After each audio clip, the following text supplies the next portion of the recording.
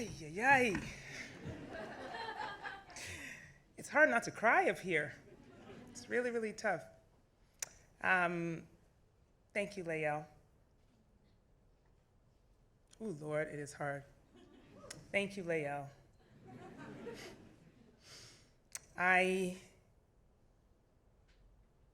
You are such a miracle in my life. As everyone saw, when my husband passed away in 2013, Lael was 4. She hadn't even started real school yet. And I looked at her and thought, how in the hell am I going to do this? The story I don't tell much is that there was a late night once when she was in the bed with me. It was only a couple of months after Peter had died, and I looked at her sleeping form. She was so peaceful, and I was feeling such chaos. But it was in that moment, when people have stopped calling and the casseroles have stopped coming and you're alone. And I looked at her and thought, how am I going to do this? And I shook her awake. Okay, parenting failed, but I shook her awake. And I just looked at her, She was looking at me all confused, didn't know what was going on. And I simply said to her, you're going to help me, okay? And of course, she was 4 and sleepy and didn't know what I was talking about.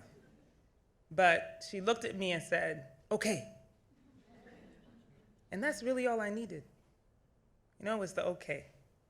And so you saved my life, Lael. And I thank you. I am extraordinarily grateful for this moment.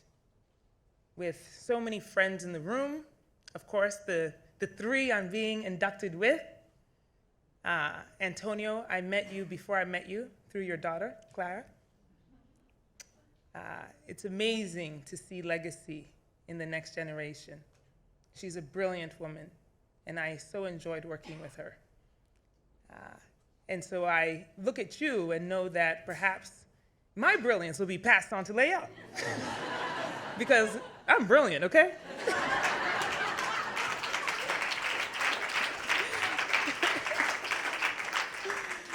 And Mark, you said so much about our relationship. And I told your wife that I love you and that I hope she shares you with me. That is I am now asking you to marry me. That's what's happening. I hope you accept. She can come along too.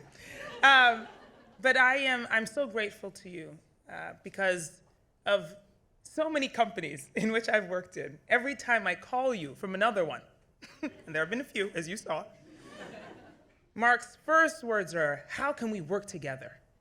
You say that every time. It's remarkable. So thank you for that faith.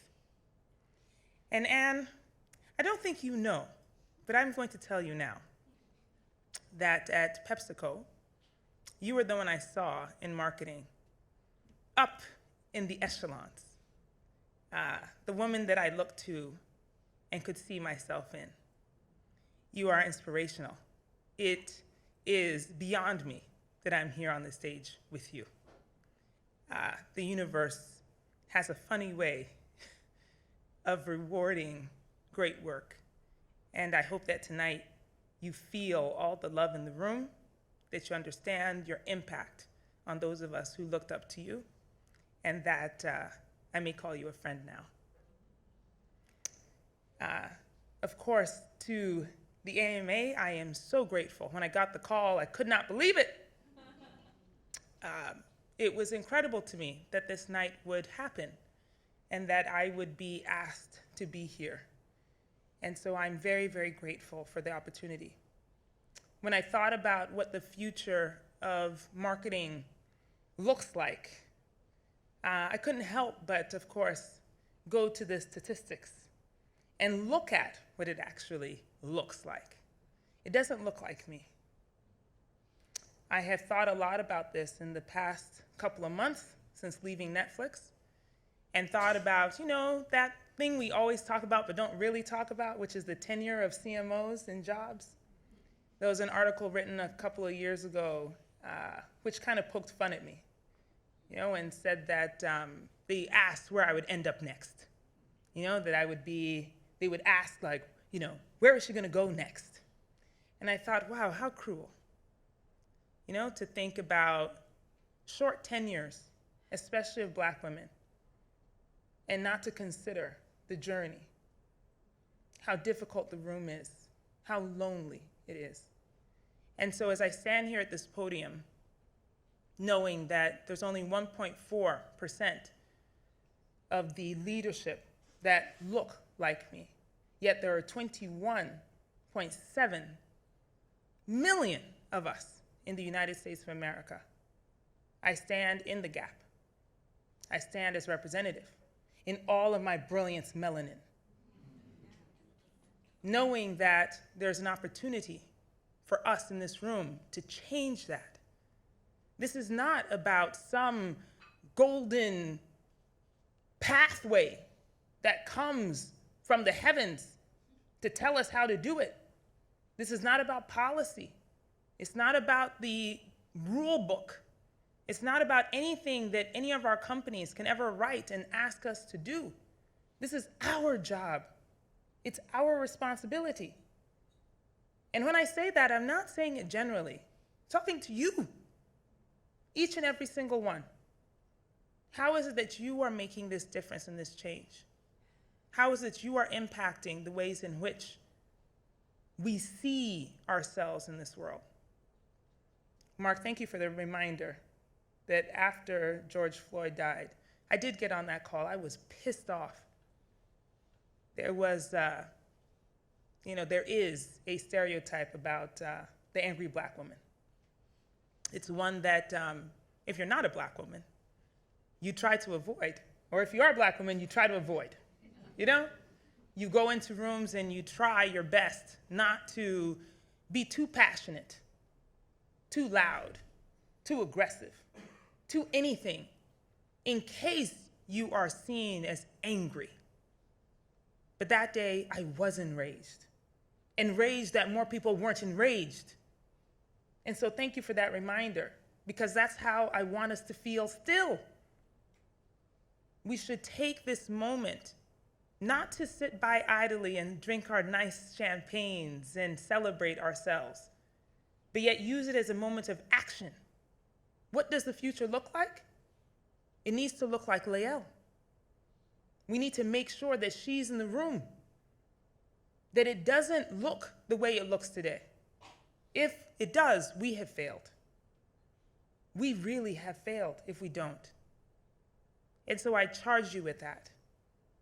I also want to pay homage to Black women who have come before me, like my mother, who is here tonight, who has been a beacon for me.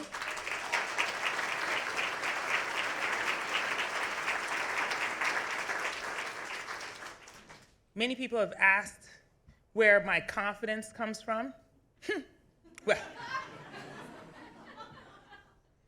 as a woman who immigrated to the United States, first when she was a young woman in her 20s and gave birth to me here, and then left, went back to the continent, and returned again in her middle 30s, but refused to assimilate. That means she didn't get along. Look, she'll get along with anybody in the room. That's actually a problem, let me tell you, okay? Because every room we walk into, she always has a friend in there, and I'm like, Ma, come on. But the confidence was in knowing that my heritage was not something that I should ever put away. It wasn't anything to be ashamed of, no matter what anyone said, that the TV screens may look as if we were supposed to bow our heads and be ashamed of the heritage. But she made me remember that the pride of our language was important. She refused to speak to my friends in English. She speaks fluently, by the way. You'll hear her in a little. She would serve our food when they came over. Refused to serve pepperoni pizza to my little 13-year-old little white friends in Colorado Springs, Colorado. No, she'd feed them some contomere or jollof rice or pepper soup. And so when I walk into rooms and people wonder, Where does my confidence come from? Because I was shown never to bow, because she did that. And my auntie, Lavinia, who flew all the way from London to be here tonight, who used to sing these little ditties to us. I only found out recently that they actually were other people's songs that she was singing. I thought she was a brilliant musician this whole time. And I hope she doesn't mind that I share this, but only 2 weeks ago, she finished a round of chemo. But yet she got on the plane when invited.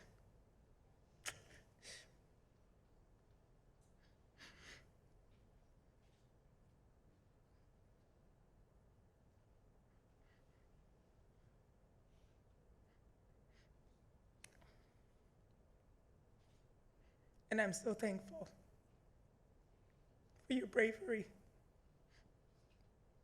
and your love, that you would get on the plane and come here all of those hours and still sing the songs, even as I got dressed tonight. Thank you for that gift.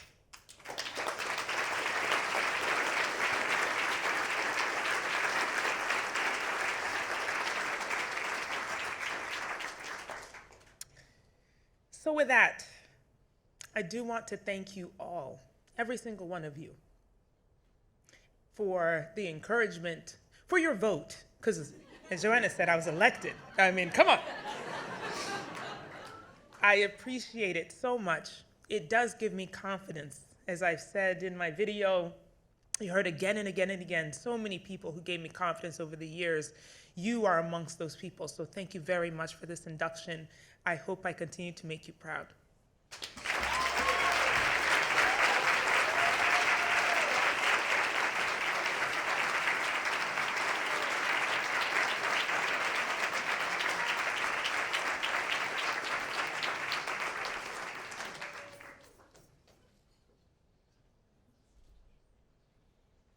What the hell am I going to say now? I mean, really. I mean, this was one of those evenings that just snuck up on you, didn't it? You know, I mean, whoa.